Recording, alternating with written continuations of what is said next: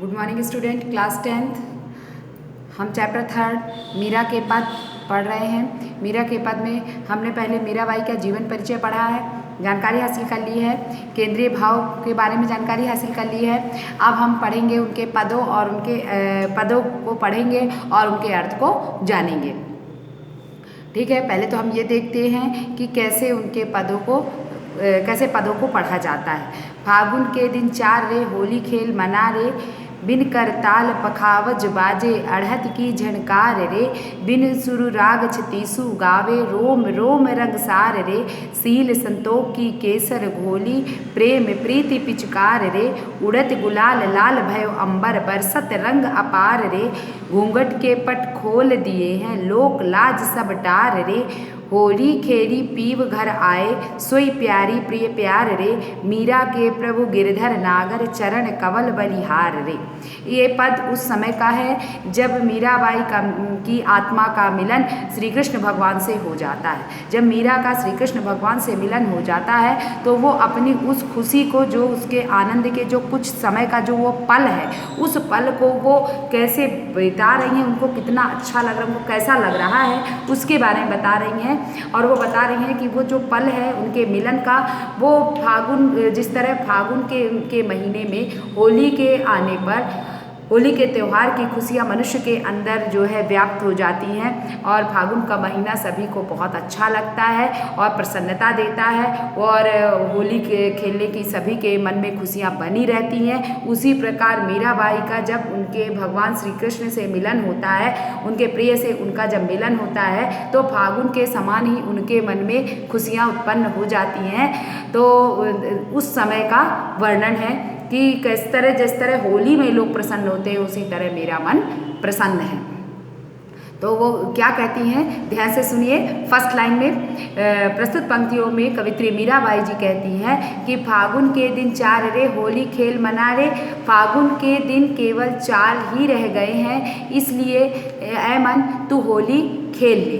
अर्थात मीराबाई जी कहती हैं कि फागुन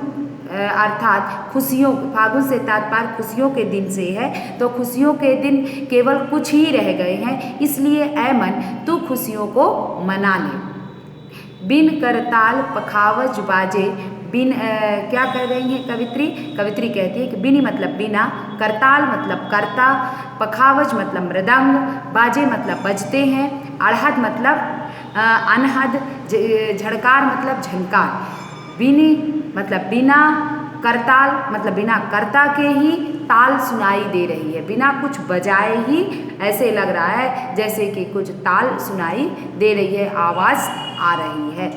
बिना कुछ करने वाला दिखाई नहीं दे रहा, लेकिन उसकी आवाज़ जो है वो सुनाई दे रही है।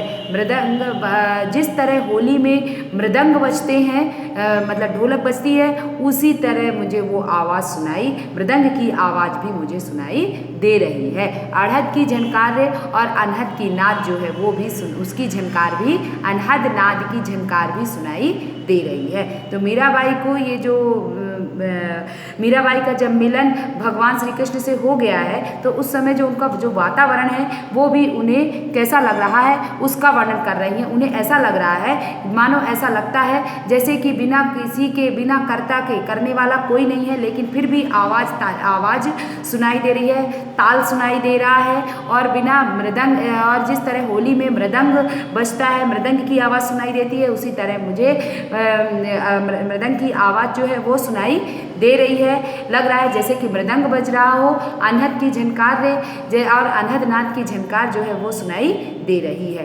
बिना सुर राग छतीसु गावे, रोम रोम रंग सार रे। बिनी मतलब बिना सुर और राग के 3600 राग मुझे सुनाई दे रहे हैं। बिना सुर राग के 3600 प्रकार के राग सुनाई दे रहे हैं। रोम रोम रंग सारे, और मेरा रोम रोम जो है उनसे प्रसन्नता से भर गया है। मेरा जो रोम रोम है वो प्रसन्नता से भर गया है। सील संतोख की केसर घोली।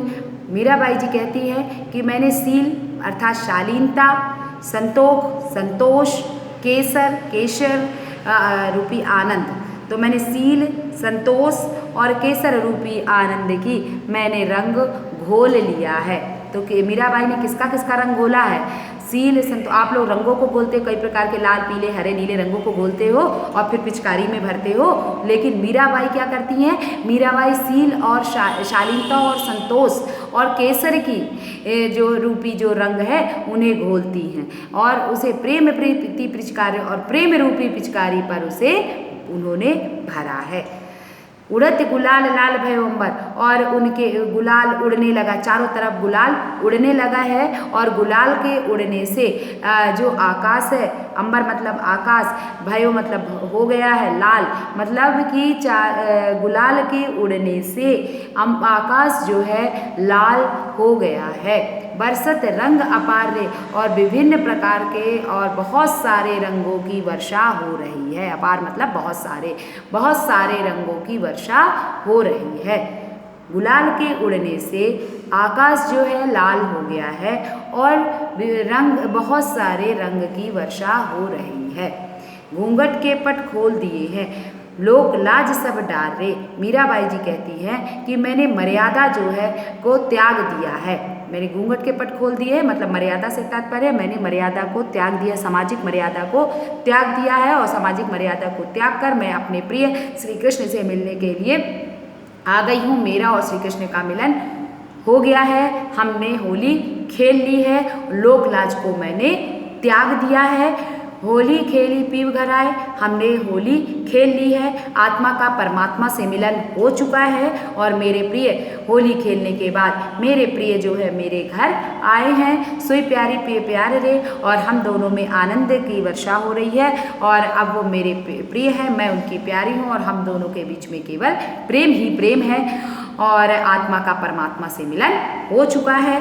मीरा के प्रभु गिरधर नागर, मीरा के प्रभु जो है वो गिरधर नागर हैं, गिरि पर्वत को धारण करने वाले हैं। चरण कमल बलिहार रे, और मैं उनके कमल रूपी चरणों पर बलिहारी जाती हूँ, मैं उनके चरण रूपी कमलों पर अपने प्राणों को न्यौछावर करती हूँ।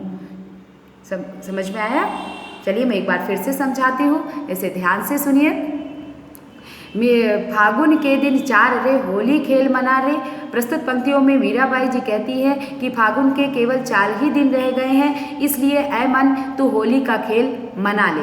अर्थात फागुन से तात्पर्य खुशियों के कुछ ही दिन रह जाने से है, खुशियों के केवल कुछ ही दिन रह गए हैं, इसलिए ऐ मन तू होली का खेल खेल ले।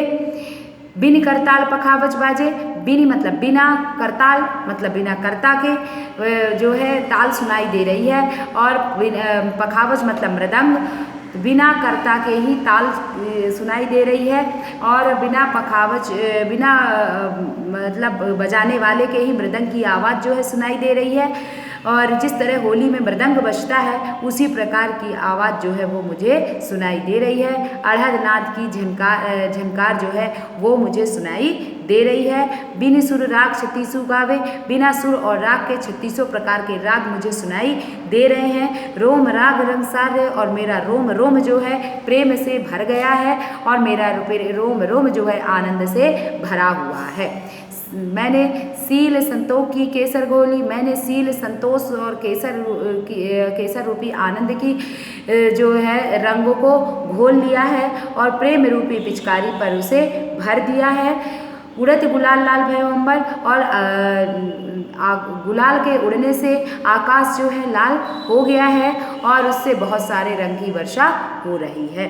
घूंघट के पट खोल दिए हैं, मैंने लोक और लाज को त्याग दिया है और मर्यादा को त्याग कर मैं अपने प्रिय श्री कृष्ण से मिलने के लिए चली गई हूँ। आत्मा का परमात्मा से मिलन हो गया है, हम दोनों का मिलन हो चुका है और मेरे प्रिय जो है वो मेरे घर आ गए हैं। सोई प्यारी पे प्यार रे, हमने होली खेल ली है, मेरे प्रिय घर आ गए हैं और हम दोनों में प्रेम है और अब मैं उनकी प्यारी हूँ और वो मेरे प्रिय है, हम दोनों के बीच में प्रेम है। मीरा के प्रभु गिरधर नागर है, मीरा के प्रभु जो है वो गिरि पर्वत को धारण करने वाले श्री कृष्ण भगवान हैं और मैं उनके कमल रूपी चरणों पर बलिहारी जाती हूँ। ठीक है, इतना समझ में आया। चलिए नेक्स्ट पद में आते हैं, सुनिए क्या कहती हैं। प्रस्तुत पंक्तियों में कवित्री मीराबाई जी कहती हैं कि पायो जी मैं तो राम रतन धन पायो, मैंने जो है राम रतन रूपी धन को प्राप्त कर लिया है, मैंने राम रतन रूपी धन को प्राप्त कर लिया है। वस्तु अमोलक दी मेरे सतगुरु, मेरे सतगुरु ने वस्तु अमोलक अनमोल वस्तु मेरे सतगुरु मतलब गुरु जो हैं मुझे जिन्होंने ज्ञान प्रदान किया है, तो इस अनमोल वस्तु को मेरे सतगुरु ने मुझे प्रदान किया है, करी कृपा करके मुझे प्रदान किया है, मुझे दिया है, जिसे मैंने अपना लिया है। जन्म जन्म की पूंजी पाई, मैंने जन्म जन्म की पूंजी को प्राप्त कर लिया है। जग में सबे खुबायो, और मैंने उसे इस संसार में, जग मतलब संसार, इस संसार में मैंने सब उसे बांट दिया है। मैंने अपने अंदर ही सजो कर नहीं रखा, मैंने उसे पूरे संसार में बांट दिया है। और जितना मैं इस संसार में बांटती जाती हूँ, ये मेरा धन इस प्रकार का है कि खर्चे नहीं कोई चोर न लेवे। ये खर्चा करती जाती हूँ तो वो सवाया बहाव पर बढ़ता जाता है और इसे कोई चोर चुरा नहीं सकता है।